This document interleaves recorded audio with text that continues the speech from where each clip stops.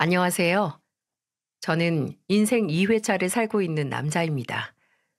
가끔 지인들과 인생 얘기를 하면서 술을 한 잔씩 하면 저는 인생 2회차를 살고 있는 것 같다고 입버릇처럼 말해요. 지난 세월 힘든 고비가 많았던 터라 눈물 없이는 과거 얘기를 안 꺼낼 수가 없습니다. 그래도 생각해보면 저는 인복이 있었던 것 같아요. 힘든 순간마다 꼭 좋은 사람들이 곁에 있었죠. 사는 게 아무리 힘들어도 좋은 사람들이 곁에 있으면 버텨진다고 하잖아요. 제 인생은 정말 사람들 덕분에 견뎌낸 게 많았습니다. 특히 가족들이요. 싫어도 좋아도 결국 가족은 가족이라고 정말 사연 많은 가족이었습니다. 아마 제 인생 불행의 시작은 초등학교 때 아버지가 갑자기 교통사고로 세상을 떠나시면서 시작된 것 같아요. 돌아가신 아버지를 원망하자는 게 아니라 집안의 가장이 사라지니까 그 빈자리를 어머니 홀로 견뎌내셔야만 했습니다. 게다가 장남인 저와 남동생, 여동생까지 어머니 혼자 삼남매를 책임지셔야 했던 거예요. 그러니 눈만 뜨면 돈 벌 만한 일 없나 찾아다니기 바쁘셨습니다. 특히 시장에 있는 식당에서 늘 서빙을 하고 일을 하면서 허리 한번 제대로 못 펴셨어요. 그렇게 하루 종일 식당에서 힘들게 일하시고도 길을 가다 폐지까지 모으면서 악착같이 사셨습니다. 그런 어머니 삶의 고단함은 아직 어렸지만 초등학생인 제가 봐도 정말 힘들어 보이셨어요. 늘 어머니 근처만 가도 파스 냄새가 진동을 했죠. 그래서 저는 철이 좀 일찍 들었던 것 같네요. 갖고 싶은 게 있어도 참고 동생들한테 양보하면서 어머니 뒤에서 늘 힘이 되어주고 싶었습니다. 바쁜 어머니를 대신해서 저는 동생들 준비물 숙제를 챙겼어요. 그렇게 지내다 중학교에서 고등학교 진학할 때 저는 상고를 진학해서 빨리 일을 하고 싶었습니다. 저보다는 동생들이 더 배우고 이루고 싶은 꿈을 꾸길 바랬어요. 그리고 저라도 빨리 돈을 벌어야 어머니가 힘든 일을 그만하실 거라는 생각이 들었습니다.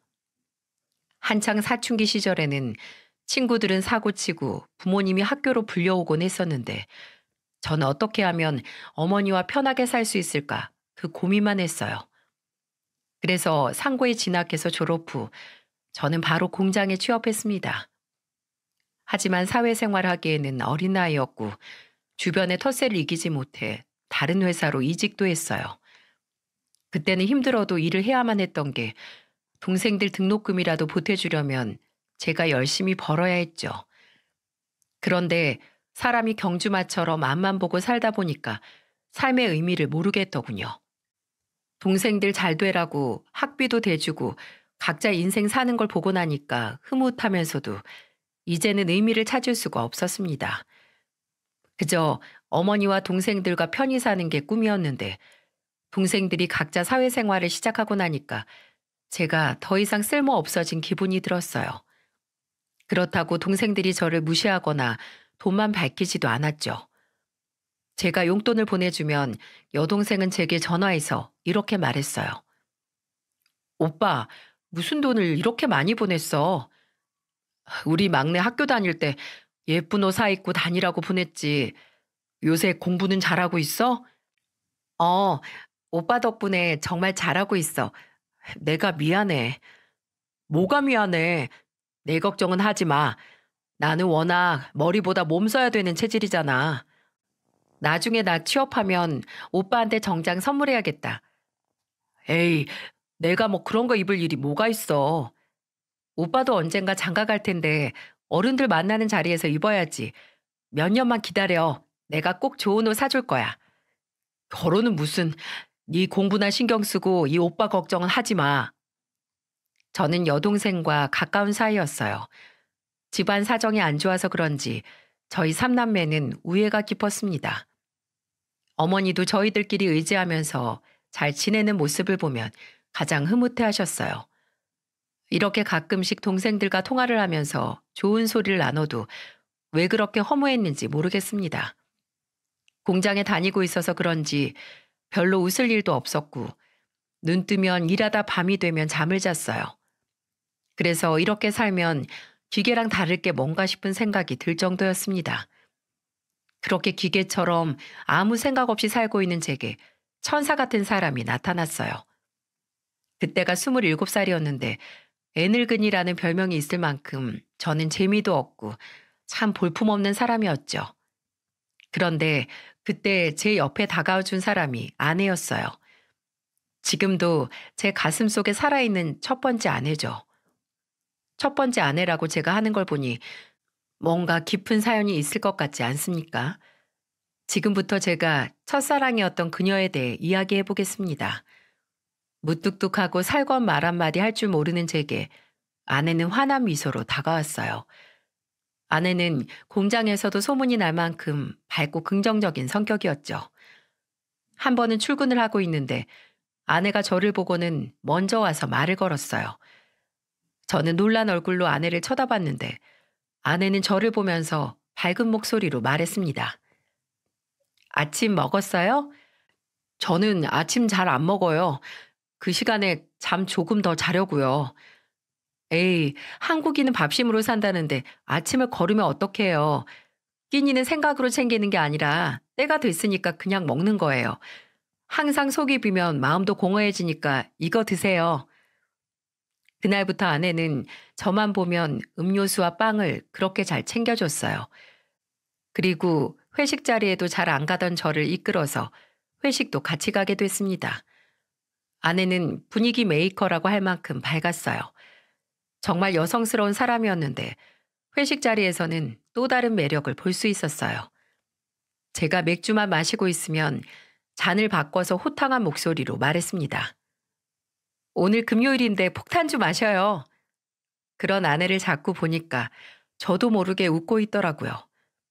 그리고 사는 의미를 모르던 제가 아내를 만나고 제 인생을 점점 찾게 됐습니다. 그렇게 아내와 가까워졌고 저희는 연애를 시작했어요. 어머니는 그 무렵 제가 표정도 밝아지고 좋아 보인다며 좋아하셨고요. 저와 아내는 연애를 하다 결혼을 하게 됐어요. 성품 좋은 아내는 정말 세상에 법 없이도 잘 사실 것 같은 장인 장모님 밑에서 자랐습니다. 처음 저를 보면서 장인어른은 제 어깨를 두드리면서 이렇게 말해주셨어요. 아버지 없이 얼마나 힘들었어. 앞으로는 내 딸이랑 행복하게 잘 살아. 제가 정말 아버지처럼 생각하고 더 잘할게요. 허락해 주셔서 감사합니다, 장인어른. 저는 장인어른이 저를 반대라도 하면 어쩌나 결혼 전에 엄청 걱정을 했었습니다. 가진 것도 없고 홀어머니 모시고 사는 저를 혹시나 안 좋게 보면 어쩌나 했던 불안한 마음이었죠. 하지만 그런 제 생각이 민망할 만큼 장모님과 장인어른은 저를 환영해 주셨습니다. 그때 생각만 하면 저는 눈물이 나요. 처음으로 저희 가족 외에 다른 사람이 제 그동안의 노고를 알아주는 것만 같았죠. 그래서 아내와 결혼 후에는 정말 처갓되게 잘하려고 노력했어요. 정말 아무것도 없는 저를 사람만 보고 결혼해준 아내에게 고마웠죠. 그 당시 제가 모은 돈도 별로 없고 능력도 없어서 신혼집을 구할 여력이 없었습니다. 그래서 어쩔 수 없이 어머니 집에서 살아야만 했어요. 저는 혹시나 아내가 싫다고 하면 어쩌나 고민을 했었는데 아내는 흔쾌히 승낙을 했습니다. 그리고 정말 합가를 하고 살기 시작했을 때는 아내가 저희 어머니를 살뜰히 챙겼어요. 어머니도 그런 아내를 예쁘게 봤고 둘 사이는 정말 좋았습니다. 밖에서 모르는 사람이 보면 모녀지간 아니냐고 물을 정도였어요. 아내는 살림이 서툴다면서 어머니께 하나하나 물어보기도 했습니다. 그러면서 아내는 어머니한테 살가운 목소리로 말했어요. 저는 어머님 없었으면 이런 걸 다 어디서 배웠을까 몰라요. 요즘 인터넷이 얼마나 잘 되어 있는데 내가 안 알려줬어도 넌 잘했을 거야. 그래도 이렇게 직접 옆에서 보면 한 번에 배울 수 있어서 너무 좋은 거 있죠? 저는 어머님이랑 살게 된 게 참 다행인 것 같아요. 어쩜 그렇게 말도 예쁘게 할까? 어머님 며느리라 그렇죠? 주말인데 새 식구 오랜만에 외식할까요? 그래, 그러자. 우리 며느리 먹고 싶은 걸로 정해서 가자. 어머니는 늘 제 아내가 먼저였어요. 혹시나 자신이 짐이 될까봐 집안일도 혼자 맡아서 하려고 했죠. 그걸 눈치챈 아내가 자연스럽게 살림을 배우겠다며 어머니를 쫓아다니면서 주말이면 늘 같이 일을 했어요. 그럼 아내의 세심한 마음이 고마웠습니다. 그래서 어머니도 그런 며느리 마음을 알고 더 예뻐하셨던 것 같아요. 정말 제 인생이 결혼하고 나서 어머니 모시고 아내와 셋이 지냈을 때 정말 행복했습니다. 아내와 맞벌이를 하면서 알뜰살뜰 돈도 모으고 슬아의 아들 하나, 딸 하나를 낳아서 키웠어요. 그때도 저희 어머니는 푼돈이라도 벌겠다고 청소 일을 다니셨습니다. 아내는 그런 어머니를 뜯어 말렸어요. 연세도 많으신데 집에서 쉬는 게 어떠냐며 몇 번 제안을 했습니다. 그런데도 어머니는 완강한 목소리로 말씀하셨어요. 돈 주고 운동하러 다니는 사람들도 있는데 나는 돈 벌면서 운동하는 거야. 어머님, 그래도 연세가 있는데 걱정이 되니까 그런 거죠. 아직 팔다리 이렇게 멀쩡한데 내 몫은 내가 할 거다. 그럼 저랑 약속해요. 조금이라도 힘들면 그만두시는 거예요? 알겠다. 내가 너 무서워서라도 힘 딸리면 그만둘게. 형편 넉넉하지 않아도 어머님은 이제 연세도 있는데 편히 계세요. 남편이랑 저랑 아끼고 더 열심히 벌어서 편히 모실게요. 아내는 어머니를 보면서 힘들면 바로 그만둬야 한다며 신신당부를 했어요. 그런 모습을 보고 제가 어떻게 가만히 있겠습니까? 저는 월급날이면 처가댁을 가서 장인어른과 장모님을 모시고 소고기를 사드렸습니다. 한없이 부족하겠지만 용돈도 조금 챙겨드렸고요.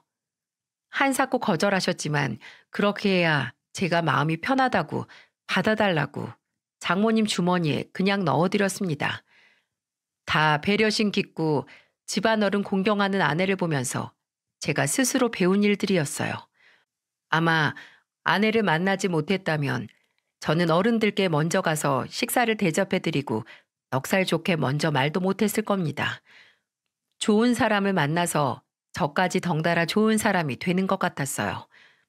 그렇게 마냥 한없이 좋은 일만 생길 줄 알았던 제 일상에 불행이 닥쳐왔던 건 순식간이었어요. 불행은 뒤통수를 치고 갑자기 나타났어요. 어머니가 청소일을 하시다가 갑자기 빈혈로 현기증 증상으로 계단에서 넘어지신 겁니다. 그런데 쓰러지시며 난간을 잡지 못해 그대로 넘어지셨죠. 그런데 하필 사고가 나려니까 비가 잔뜩 왔던 날이라 계단이 엄청 미끄러워서 쓰러지고 넘어지시다 계단에서 어머니가 굴러떨어지시는 2차 사고로 이어져 큰 사고를 당하셨어요. 급하게 응급실로 옮겨졌지만 어머니는 대수술을 받아야 되는 상태였어요. 대수술이 끝나고도 2주를 중환자실에 입원해야만 했습니다. 저와 아내는 애간장이 타들어가는 것 같았어요. 한동안 애들을 처가댁에서 봐주시기로 하고 저는 아내와 일이 끝나면 병원으로 왔습니다. 아내는 그때마다 저희 어머니 손을 잡고 오열하며 말했어요. 어머님, 저 며느리예요. 일어나 보세요. 왜 이렇게 누워만 계세요? 그래서 제가 일 그만 다니라고 했잖아요. 무릎도 안 좋으신 분이 계단에서 왜 청소를 하셨냐고요. 이게 다 제 탓이에요. 제가 능력 있는 며느리였으면 어머님도 일 안 다니셨을 텐데 죄송해요. 어머님, 힘 좀 내보세요. 이게 왜 당신 탓이야. 그런 생각하지 마. 애초에 내가 더 강력하게 어머니를 못 말린 게 잘못이었어. 당신 탓 아니니까 그냥 날 원망해. 아니야. 내가 너무 속상해서 그랬어. 당신 자책 하지 마. 우리가 이렇게 있으면 어머님 미안해서 못 일어나실지도 몰라. 그러니까 우리 좋은 말만 하자. 어머님, 제발 일어나세요. 저는 자책하는 아내를 보며 자책하지 말라면서 위로했습니다. 아내는 그 상황에도 자기가 부족했다면서 자책했어요. 그 모습을 보는데 제가 정말 한심했죠. 그렇게 아내는 물심양면을 어머니를 간호했습니다.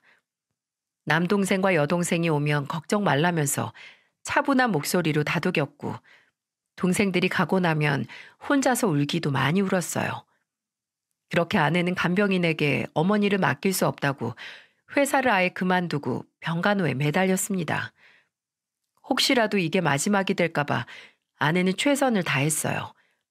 이렇게 해서라도 어머니가 기력을 되찾을 수만 있다면 자기는 더 바랄 게 없다며 아내가 말을 했습니다. 그 세월이 3년이었어요. 무려 3년 동안 정말 물심양면 저희 어머니를 친부모 이상으로 챙겼습니다. 그런 아내의 노력을 하늘에서도 알았는지 어머니는 기력을 되찾기 시작했어요. 하지만 조금의 차도는 있었지만 정상적인 생활은 불가능했습니다. 그래도 어머니가 기력을 찾으시고 대답도 하시니까 너무 기뻤어요. 그때의 기적은 전부 아내 덕분이라고 생각합니다. 세상에 이런 여자가 또 있을까요? 정말 날개 없는 천사가 제 아내 같은 사람을 두고 하는 말이구나 느꼈습니다.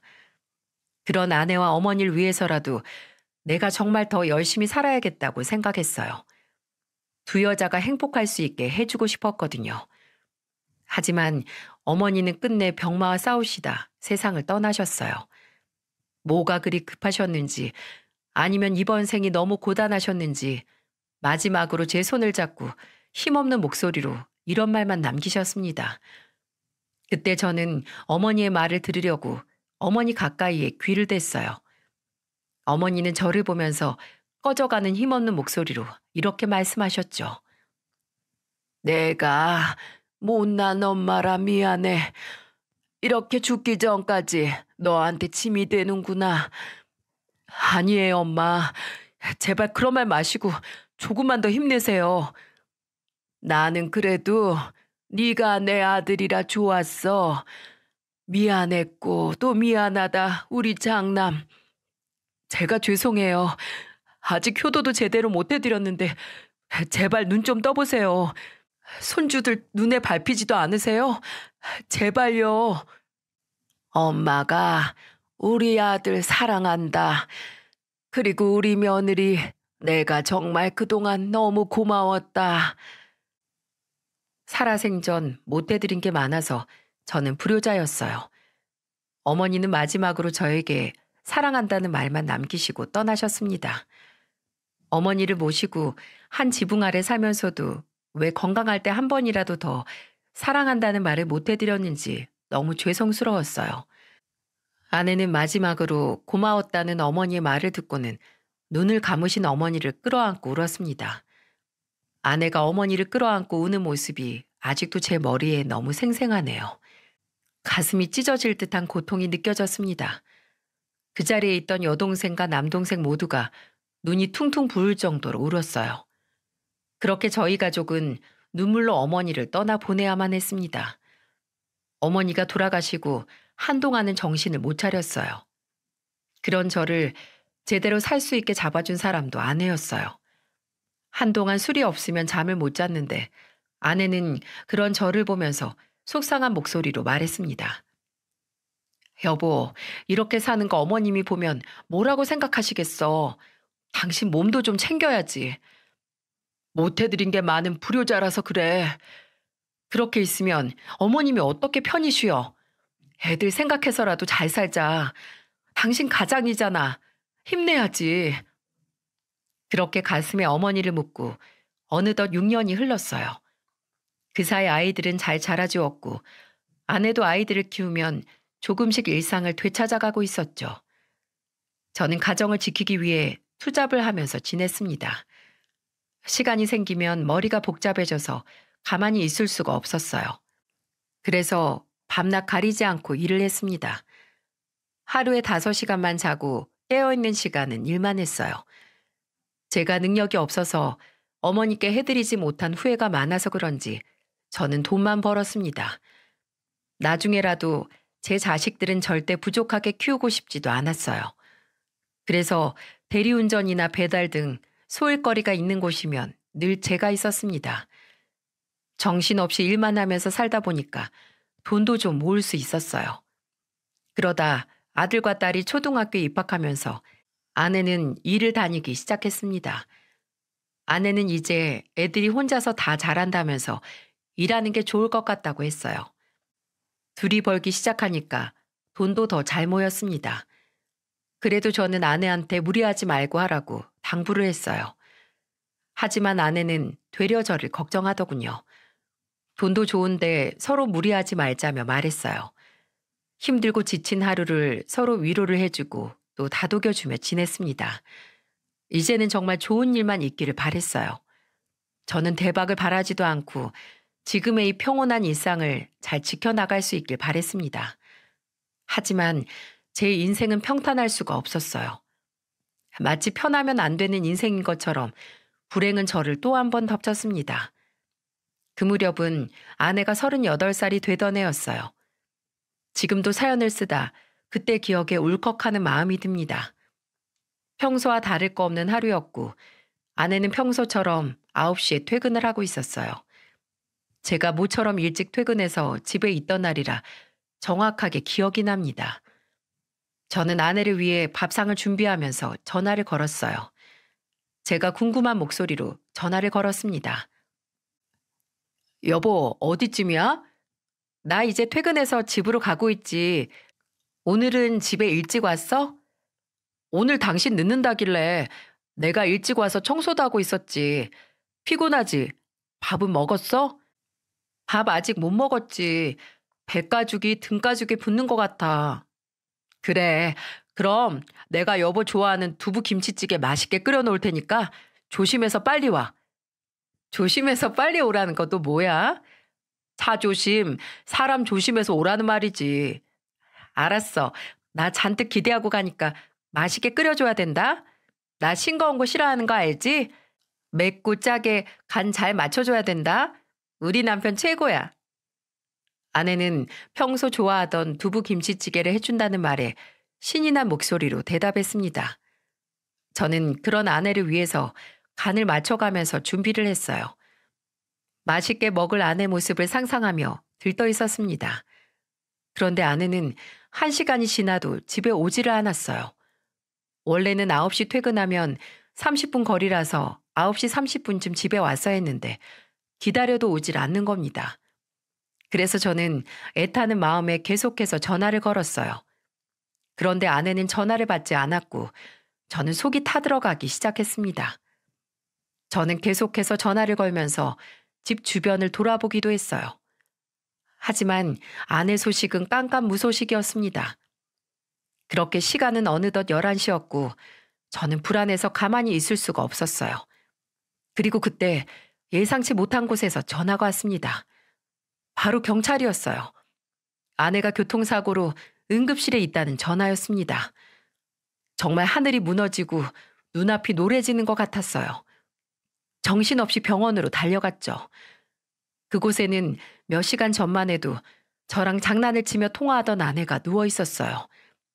보고도 믿을 수 없는 장면에 저는 믿기지 않았습니다.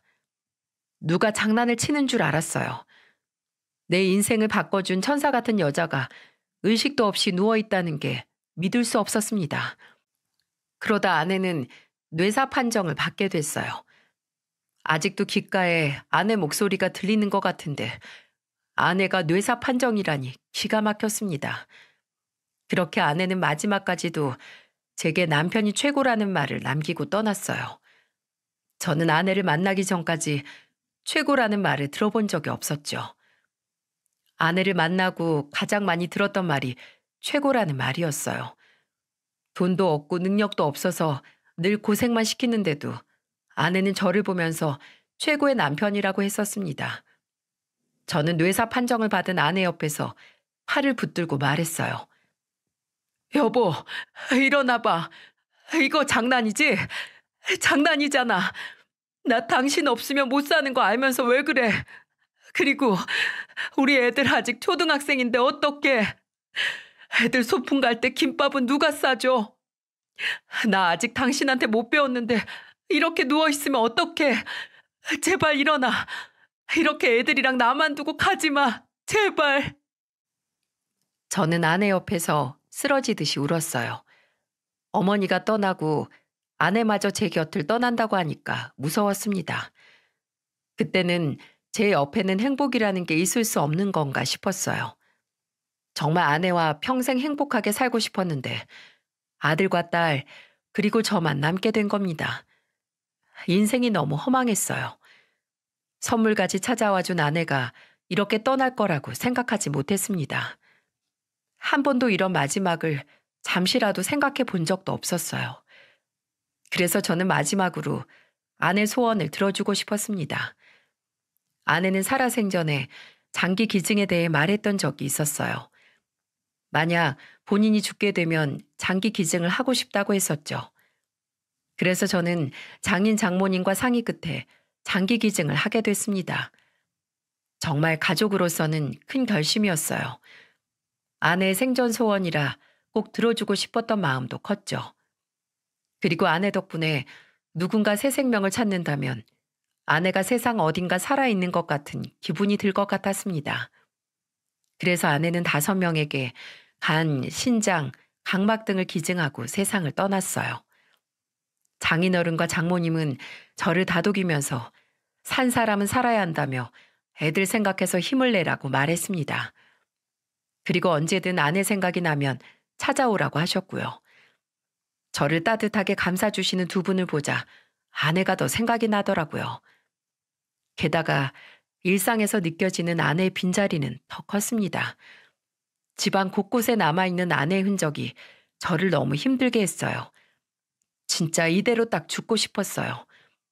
아마 자식들이 없었으면 저는 아내를 따라갔을지도 모를 정도로 힘들었습니다. 세상에 의지할 사람 하나 없던 제게 기꺼이 작은 어깨 내어주던 아내를 제가 어떻게 잊을 수 있겠습니까? 저는 아내를 그리워하며 안방에서 아내 옷을 정리하다 술을 마셨어요. 소주를 아무리 마셔도 가슴이 찢어지는 고통은 똑같았지만 제정신으로 지낼 수가 없었습니다. 그렇게 술을 얼마나 마신 건지 저는 잠이 들었어요. 그런데 정말 우연인지 아니면 힘들어하는 저를 보고 아내가 차마 이승을 떠나지 못하고 저를 찾아온 건지 꿈의 아내가 찾아온 겁니다. 아내는 다정한 미소를 띄우고 가만히 저를 바라보고 있었어요. 꿈인지도 모르고 그런 아내를 보면서 소리쳤습니다. 여보, 깨어난 거야? 나는 당신 죽은 줄 알고 얼마나 놀랬는데. 다행이다, 무사해서. 꼴이 이게 뭐야. 내가 잠시 자리 비웠다고 머리도 부스스하고 옷도 꾸깃꾸깃하고 영 못 봐주겠다. 나는 이런 꼴 딱 싫은데. 당신 항상 멋있는 사람이라고 했잖아. 그러니까 내가 없어도 잘 지내야지. 당신 내 옆에 계속 있을 거잖아. 왜 없을 거라고 해. 이렇게 무사한데. 여보, 나 없어도 애들 잘 부탁할게. 그리고 너무 슬퍼하지 마. 당신 말대로 늘 우리 가족 지켜보고 있을게. 가지 마. 나도 당신 따라갈 거야. 애들 잘 부탁한다고 했잖아. 정말 잘 살아야 해. 알았지? 애들도 잘 키우고 당신도 꼭 행복하게 잘 살아줘. 내 부탁이야. 알겠어. 그런데 떠나지 말고 같이 있자. 여보, 제발. 여보. 저는 술에 취해 잠들었다가 꿈에 나타난 아내를 외치다 깼어요. 꿈에 나타난 아내를 보자 반가웠는지 눈물이 났습니다. 그리고 거울에 비친 제 모습을 보니 참 한심했어요. 오죽 못났으면 아내가 저를 찾아왔을까 싶었습니다. 천사 같은 아내는 제가 슬픔에 잠겨서 좌절하고 있으니까 제 꿈에 찾아온 것 같았어요. 정말 오죽하면 저한테 한 소리 하러 왔나 싶었죠. 마지막까지도 저와 애들 생각만 하던 아내의 말이 자꾸 떠올랐습니다. 그래서 저는 인생의 끝에서 다시 한번 힘을 내기로 했어요. 울고만 있으면 아내가 편히 쉬지 못할 것 같았죠. 그때 술에 취해 잠들었던 저는 시계를 보니 한밤중이었어요. 안방 문을 열고 나와보니 큰아들이 딸이랑 같이 라면을 먹고 거실에서 잠이 든 모양이었습니다. 그 모습을 보는데 제가 너무 바보 같고 한심했어요. 저도 아내를 잃고 힘든 시간이었지만 어린 아이들도 엄마를 잃어서 힘들 텐데 저한테 보채거나 떼를 쓰지 않았거든요. 애들은 애들답게 크기를 바랬는데 벌써 일찍 철이 든 것 같아 미안했어요. 그래서 정말 이제는 후회가 남지 않게 열심히 살기 위해서 돈이 되는 일은 뭐든지 했습니다. 정말 앞만 보고 애들 하나 잘 키워내겠다는 일념으로 살았어요. 그렇게 아내가 떠난 지 10년이 됐을 무렵에 저는 제 이름으로 김치 공장을 설립했습니다. 세월이 지나 이제는 성인이 된 아이들은 제 키만큼 커 있었어요. 처음에는 직원이 5명이었는데 나름대로 규모를 늘려서 15명 정도 되는 직원들이 있었습니다. 경제적으로 여유가 찾아오니까 저는 그때 아이들이 결혼해서 손주를 보면 은퇴하겠다고 다짐했어요. 시골에서 가서 조용하게 혼자 살고 싶은 마음이 컸습니다. 남들이 보면 회사 잘 키워놓고 왜 은퇴하려고 하냐고 하겠지만 제 인생은 너무 힘들었어요. 그 정도까지 살기 위해 제가 발버둥 쳤던 나날들이 버거웠습니다. 그래서 아이들을 시집 장가 보내고 잘 사는 것만 보면 그냥 시골로 훌쩍 떠나려고 했어요. 그러던 어느 날 직원 한 명이 갑자기 일을 그만두면서 새로운 직원을 채용하게 됐습니다. 여직원이었는데 이름이 김혜정이었어요. 처음에는 잘 몰랐는데 입사하고 나서 다른 직원들과 지내는 걸 보니 꼭 먼저 떠난 아내가 떠올랐습니다. 성격도 활발하고 부침성도 좋아서 친화력도 좋았어요. 게다가 한 번은 다 같이 회식을 하는데 제 앞에 앉아있던 혜정 씨가 이런 말을 하더군요. 사장님, 맥주 드세요? 오늘 금요일인데 폭탄 좀 마셔요. 아내가 저한테 회식 때 했던 말이었어요. 제가 너무 놀라서 아무 말도 못하자 분위기가 어색해졌는데 혜정 씨는 애써 상황을 수습하려 했습니다. 그런데 혜정 씨는 직원들 중에 가장 나이도 어렸는데 분위기를 주도하고 리드할 줄 알았어요. 기도 안 죽고 분위기를 띄울 줄 아는 모습을 보니 자꾸 아내를 떠오르게 했습니다. 혜정 씨 나이가 40 초반이었는데 젊은 친구가 공장에서 일을 하니까 대견했어요. 그러다 한 번은 제가 밖에서 일이 있어서 점심을 거르는 일이 있었습니다. 밥을 다 먹고 들어오는 직원들을 보면서 오후에도 힘내라는 말을 하고 나가려는데 혜정 씨가 저를 보며 말했어요. 사장님은 점심 안 드세요? 전 일이 있어서 이따 점심 겸 저녁 먹으려고요. 한국인은 밥심인데 낀일 거르시면 힘도 안 나시겠어요. 속이 비면 힘낼 마음도 안 생긴다는데 꼭 챙겨 드세요. 혜정 씨는 꼭 이렇게 생전에 제 아내가 했던 말을 하고는 했어요. 정말 아내가 환생이라도 해서 몸에 들어간 건지, 그래서 혜정 씨가 귀신의 시욱이라도 했나 의심이 들 정도였습니다. 그렇게 혜정 씨한테 자꾸 눈길이 갔어요. 정말 아내와 비슷한 게 한둘이 아니었죠. 특히 혜정 씨를 보면서 아내를 떠올렸던 결정적 사건이 있었습니다. 혜정 씨는 취미로 베이킹을 배우기 시작했다며 저한테 직접 만든 빵과 음료수를 건넸어요. 그러면서 해맑은 목소리로 말했어요. 넉넉히 만들어서 같이 일하는 분들이랑 사장님 목까지 챙겨왔어요. 처음 해보는데 너무 재밌어서 종종 드릴게요. 빵이랑 음료수예요. 이런 걸 직접 만들어요? 일 끝나면 피곤하지 않아요? 하나도 안 피곤해요. 저야 뭐 가족이 있는 것도 아니고 제 한 몸 잘 건사하면 되는데 이런 재미라도 있어야 살죠. 저는 많이 만들어서 사람들이랑 나눠 먹는 게 좋아요. 그리고 이제는 같이 일하는 언니들이 가족 같고요. 자기보다 한참 나이가 있는 직원들과도 언니 동생 하면서 금세 친해진 혜정 씨는 일도 힘들지 않고 사람들도 좋은 분들이라면서 좋아했어요. 젊었을 때 아내가 사람들과 어울리기를 좋아했던 모습 같았죠. 그래서 혜정 씨를 보면서 옛날 아내를 떠올리며 혼자 울컥하고는 했어요. 그때까지만 해도 저는 단순히 혜정 씨가 결혼을 못해서 혼자 사는 거라고 생각했습니다. 그러다 시간이 흘렀고 1년이 지나 혜정 씨의 밝은 미소는 회사 마스코트처럼 자리를 잡았어요. 그러다 저는 혜정 씨의 가슴 아픈 사연을 알게 됐습니다. 어느 날 회사에 오니까 사람들이 모두 하늘을 보면서 수군거리고 발을 동동 구르고 있었어요. 공장을 높게 지어서 상당히 높았는데 모두가 바라보는 곳을 보니 공장 꼭대기였습니다. 그런데 그 높은 곳에 사람이 있으면 안 되는데 누군가 극단적 선택을 하겠다며 아슬하게 서 있는 거예요. 주변 직원들한테 물어보니 그 사람은 혜정 씨였습니다. 항상 밝게 웃고 다른 사람들과 잘 지내던 사람이었는데 저런 곳에서 위험하게 서 있는 걸 보니 가슴이 철렁했어요. 저는 곧장 공장 옥상으로 뛰어 올라갔습니다. 그리고 혹시나 혜정 씨가 놀랄까봐 옥상 문을 살살 열고는 침착하게 혜정 씨를 불렀어요. 혜정 씨, 나예요. 무슨 일이에요? 여기서 위험하게 왜 그래요? 저 말리지 마세요. 그냥 죽고 싶어요. 살고 싶지 않아요. 저는 인생이 너무 힘들어요. 저는 열심히 산 죄밖에 없는데 너무 힘들어서 못 살겠다고요. 그래, 일단 알았어. 내가 혜정 씨 억울한 사연 다 들어줄게. 그러니까 우선 나랑 같이 내려가자. 여기서 잘못된 선택하면 혜정 씨가 아끼는 동료들 전부 충격받을 거야. 아무 죄 없는 사람들 평생 트라우마 갖고 살게 하고 싶어서 그래? 나도 직원들도 그런 상황 원하는 사람 하나도 없어. 그러니까 내가 다 들어줄 테니까 나랑 같이 내려가, 혜정 씨. 나 알잖아. 내가 도와줄게. 혜정 씨 억울한 일 제가 도울게요.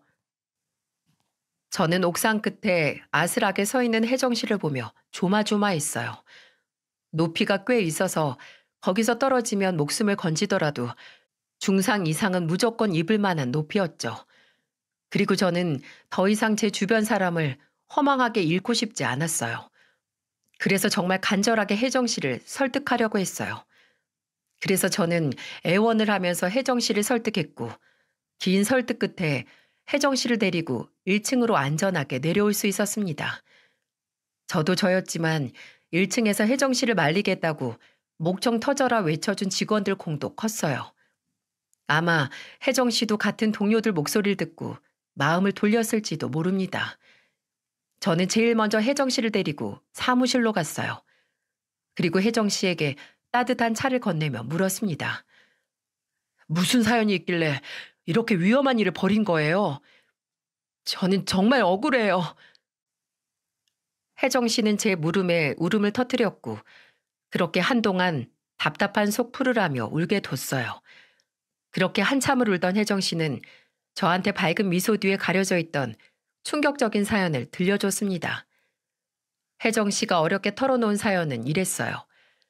혜정 씨는 초등학교 때 보육원에 버려졌고 자신을 버린 어머니가 오지 않아 고아로 컸다고 말했습니다. 보육원에서 살다가 나가야 될 때가 되자 혜정 씨는 공장에 취직을 해서 다니게 됐어요. 그렇게 공장을 2곳 정도 옮기다가 지금의 제 회사까지 오게 됐다고 했습니다. 그런데 혜정 씨는 평생 자신을 안 찾아올 것 같던 어머니가 자신을 30 초반에 찾아왔다고 했어요. 그리고는 혜정 씨를 꽉 안으면서 우는 목소리로 말했다고 했습니다. 혜정아, 엄마야. 기억나지? 엄마야. 왜 이제야 나타났어? 내가 그동안 얼마나 힘들었는지 알아? 엄마도 어쩔 수 없었어. 매일같이 욕하고 때리는 네 아빠를 난 견딜 수가 없었어. 그 집에 더 있다가는 너까지 다칠 것 같았어. 너를 버린 게 아니라 살리려고 보육원에 맡긴 거야. 미안하다. 내가 아무리 힘들어도 널 거기에 보내는 게 아니었어. 혜정 씨는 초등학교 5학년이 되던 해 헤어진 어머니 얼굴을 어렴풋이 기억하고 있었어요. 그리고 친아버지에 대한 기억도 떠올라서 어머니의 사정을 이해할 수 있었죠. 그래서 그때는 세월이 흘러서 자신을 찾아온 엄마를 보자 이런 생각이 들었다고 했습니다. 나는 완전히 버려진 줄 알았는데 엄마가 찾아온 걸 보니까 나만 그리워한 게 아니구나 싶었어요. 그래서 저는 정말 반갑고 좋았어요. 사회에 나와보니까 혼자서 지내는 게 얼마나 외로웠는지 몰라요. 기댈 곳 하나 없는데 갑자기 엄마가 나타났는데 나쁘게 생각할 이유가 없었어요. 그럼 그때부터 엄마랑 살기 시작한 거예요? 아니요. 엄마는 재혼해서 새 살림을 꾸리고 있었어요. 그래서 연락을 하고 지냈죠. 근데 이상했어요. 자꾸 나한테 생활비도 바라거나 자기 집에서 쓰는 냉장고가 고장나도 날 찾아와서 바꿔달라고 하는 거예요. 그런데 엄마가 나를 자꾸 찾아오니까 그게 좋아서 나한테 가족이 생긴 것 같아서 다 도와줬어요. 혜정 씨는 그저 친어머니를 믿은 죄밖에 없었어요.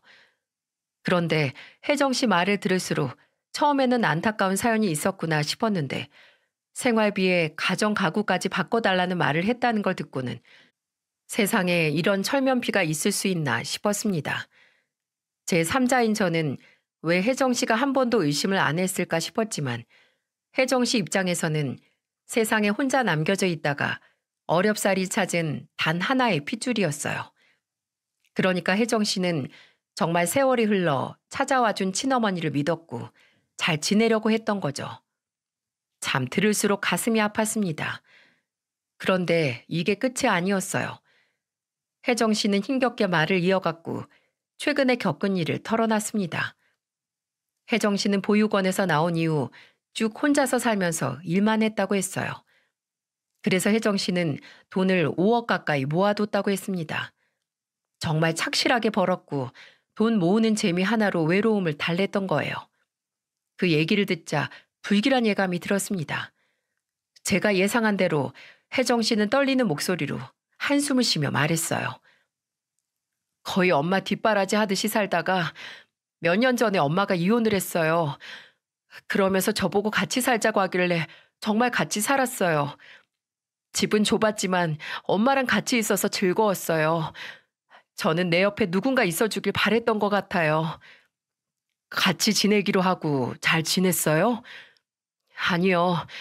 제 꼴을 보세요. 엄마가 집이 좁다고 해서 얼마 전부터 전세로 집을 알아보고 있었어요. 그런데 최근에 일이 바빠서 엄마한테 위임장 써주고 알아서 구하라고 했거든요. 저는 엄마니까 믿었어요. 엄마잖아요. 세상에 하나뿐인 내 엄마.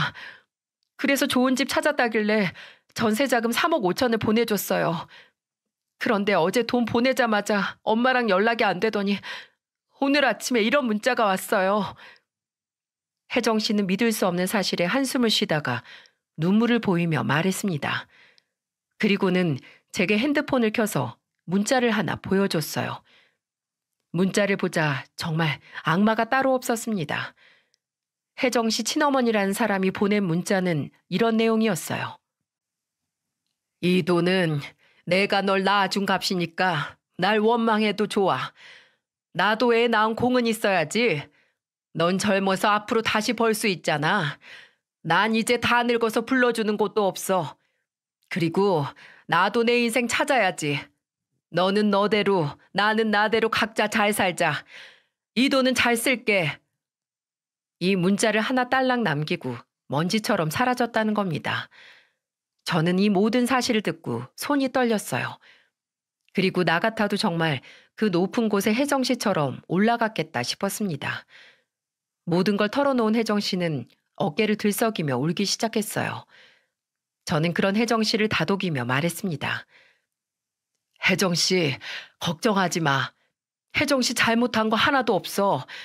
다 가족이 그리워서 그랬던 거잖아. 그 따뜻한 마음 이용해 먹은 그 말로만 엄마라는 사람이 잘못한 거지. 혜정 씨 이렇게 울고 있을 필요 없어. 그 여자가 천벌받을 거야. 제 말에 혜정 씨는 서럽게 울다가 겨우 진정했어요.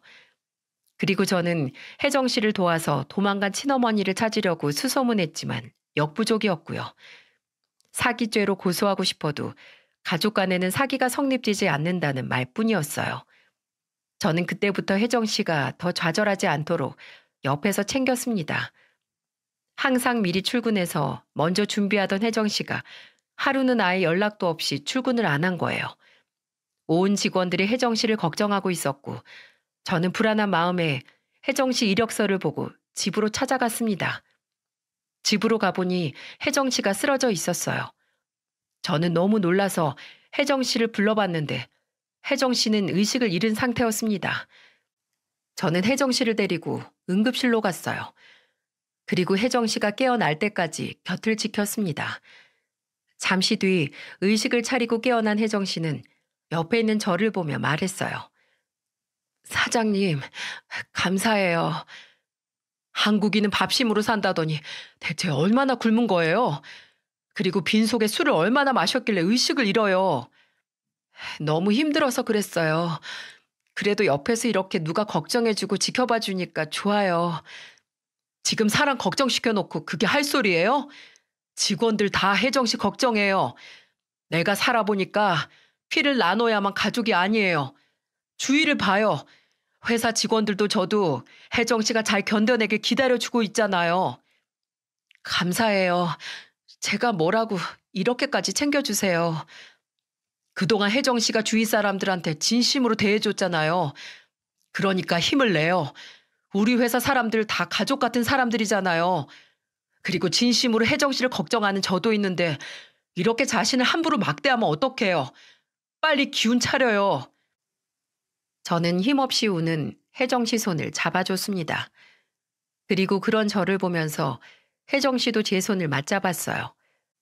그렇게 저는 혜정 씨와 가까워졌고 서로 힘든 세상에 힘이 되어주는 연인이 됐습니다. 그래서 연애 끝에 지금의 2회차 같은 인생이 시작됐어요.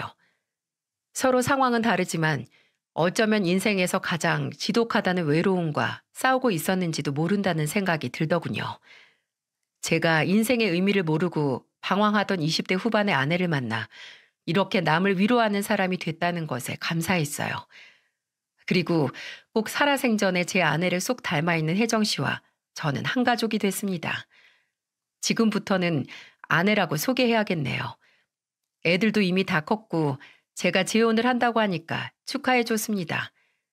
살다 보니까 큰아들한테 저는 이런 말을 다 들었어요. 아빠, 엄마 돌아가시고 얼마나 힘들게 살았는지 다 알아요. 나도 여동생도 정말 아빠한테 평생 갚아도 다 못 갚을 사랑 받고 컸다고 생각해요. 그러니까 이제는 우리 걱정 말고 아빠 인생 살아요. 우리 아들이 언제 이렇게 컸을까? 그렇게 말해줘서 고맙다. 나랑 동생은 아빠만 행복하다고 하면 다 좋아요. 그러니까 앞으로 정말 행복하게 사세요. 저번에 만나보니까 좋은 분 같아요. 대화하다 한 번씩 엄마 생각이 났어요. 그래서 그런지 더 좋은 분 같아서 잘 지내고 싶어졌어요.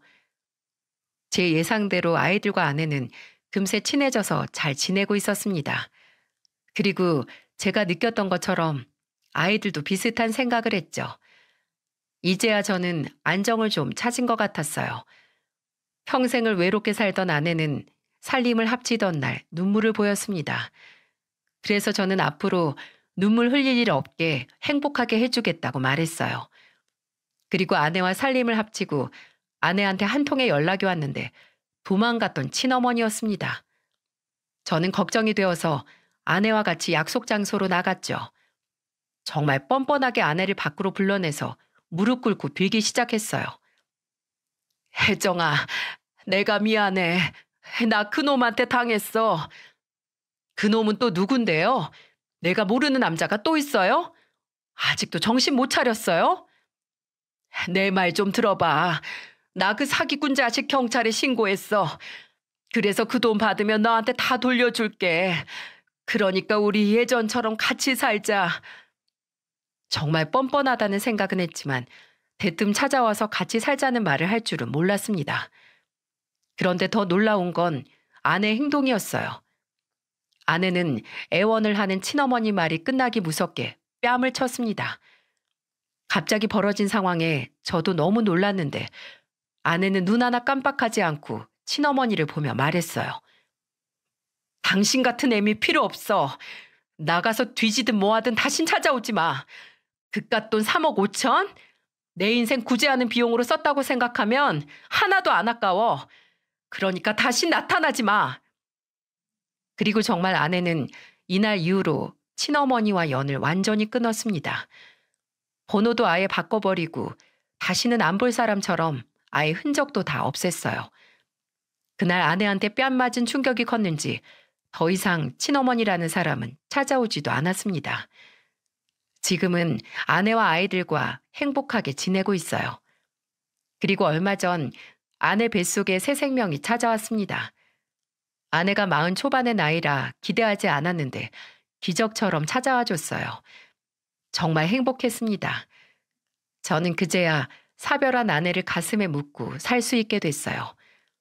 이제는 정말 인생 2회차를 살게 된 기분이랍니다. 옛말에 재물을 잃는 것은 작은 것을 잃는 것이고 사람을 잃는 것은 큰 것을 잃는 것이다. 라는 말이 있어요.